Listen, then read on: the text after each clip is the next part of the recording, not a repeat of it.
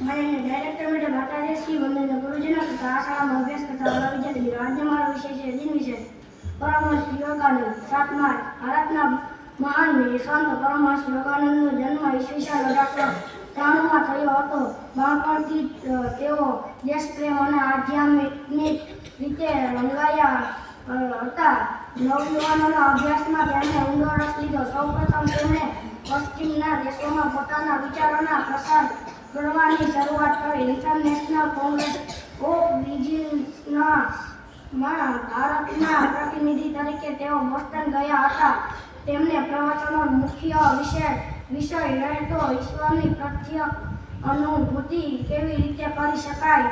પૃથ્વી અને પશ્ચિમને આધ્યાત્મિક રીતે એક તાતણે બાંધવાનો અને બધા જ ધર્મો મૂળ રીતે એક જ છે તે વિચારનો તેમણે પ્રચાર કર્યો.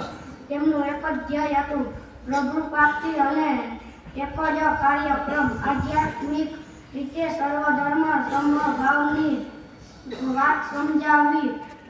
તેમણે યોગદાર સત્સંગ સોસાયટીની સ્થાપના કરી. એક યોગીની આત્મકથા તેમનું પુસ્તક વિશ્વભરમાં શ્રેષ્ઠ આધ્યાત્મિક ગ્રંથ તરીકે ગણના પામ્યું. આંતરરાષ્ટ્રીય ક્ષેત્રે ભારતની આધ્યાત્મિકનો સંદેશો ફેલાવવામાં તથા દેશપ્રેમના કાર્ય માટેનું તેમનું પ્રદાન પ્રશંસનીય રહ્યું છે. 7/1/1952ના રોજ એન્જલસમાં વ્યાખ્યાન આપ્યા બાદ થોડી જ વારમાં તેમનું અવસાન થયું. પરમહંસ યોગાનંદ કહેતા કે ઈશ્વરની પ્રાપ્તિ ઘરમાં પણ થઈ શકે છે અને આશ્રમમાં પણ. હું ભારતને ચાહું છું કારણ કે સૌથી પહેલા ઈશ્વરને પ્રેમ કરવાનું હું અહીં જ શીખ્યો.